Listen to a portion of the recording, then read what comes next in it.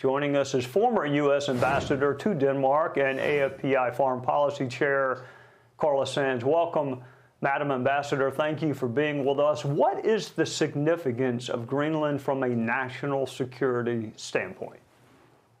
Well, Trey, there's so many things I could talk about, but just to keep it short, it's part of North America.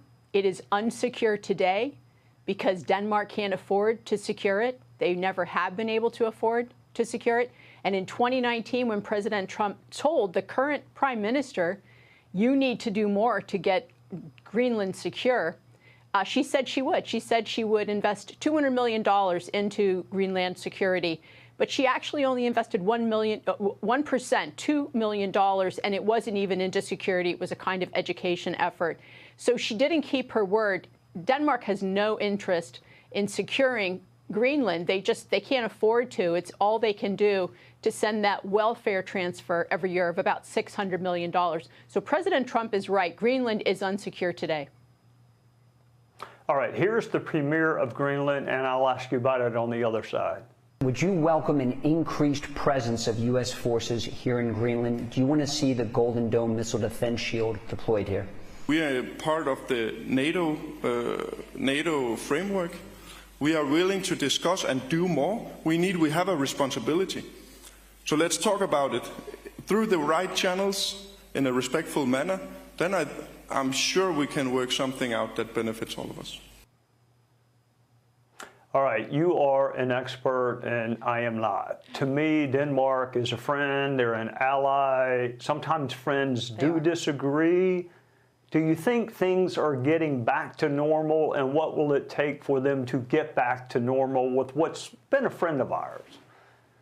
Well, they have been a friend, but they've wanted us to take care of them more or less so that they can put their taxpayer funds into really lavish social welfare programs like free college, free health care, free child care. And they pay a lot of taxes, but the Danish citizens expect a lot back.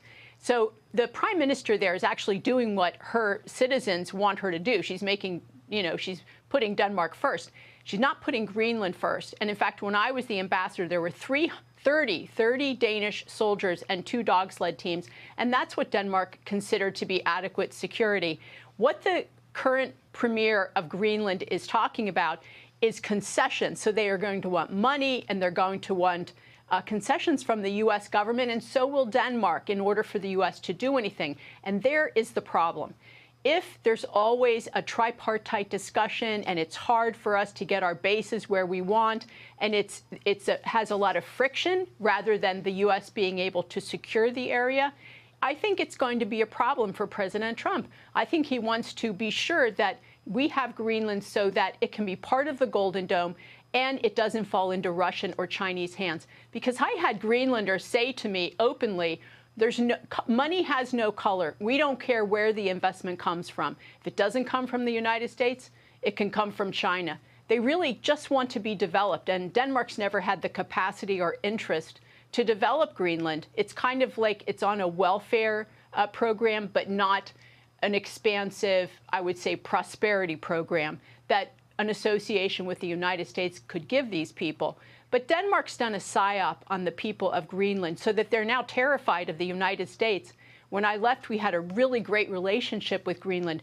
We had established, after 67 years, our diplomatic relations with Greenland, put a consulate in Greenland for the first time since the 1950s, I think it was. So we had really made strides for security and diplomacy. But Denmark just has never been willing to do their part. I'm just not sure how it will work either if it's driven by NATO. First of all, Greenland's not part of the EU. I'm not sure that it's part of NATO. The region certainly could be considered. But I think it's a really tricky thing because all NATO allies have to agree before any action is taken. So others could also try to restrict U.S. efforts to, for instance, put in President Trump's Great Golden Dome that's going to involve Alaska and Greenland. Madam Ambassador, thank you for your service to our country. I need to have you back on so we can talk about the current and future state of NATO in the interim. Thank you for joining us on a Sunday night. We'll see you soon. Great to be with you. Thanks, Trey. Hey, Sean Hannity here. Hey, click here to subscribe to Fox News YouTube page and catch our hottest interviews and most compelling analysis. You will not get it anywhere else.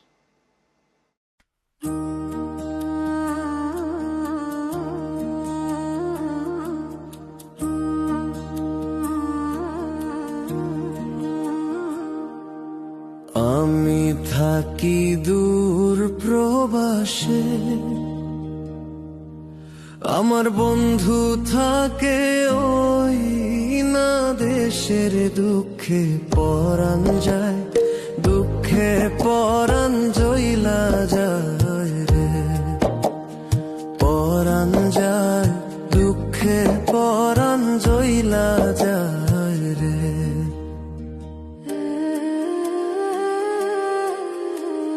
দেখতে দেখতে বছর গেল চইলা,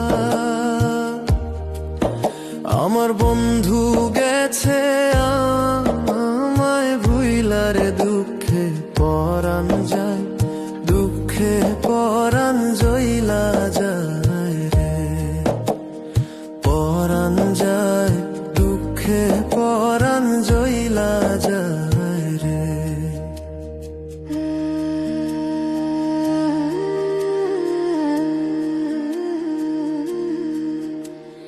বন্ধু আমার থাকে দূর প্রবাসে, ওরে 5 বছরে একবার আসে রে। ভালো লাগে না একা ঘরে, ভাল লাগে না রে, ভালো লাগে না একা ঘরে, ভাল লাগে না রে।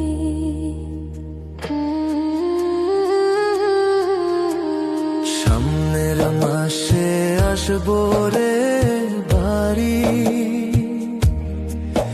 তুমি কইরো না আড়ি রে। বুকটা ফাইটা যায়, কষ্টে বুকটা ফাইটা যায় রে, ফাইটা যায়, কষ্টে বুকটা ফাইটা যায় রে।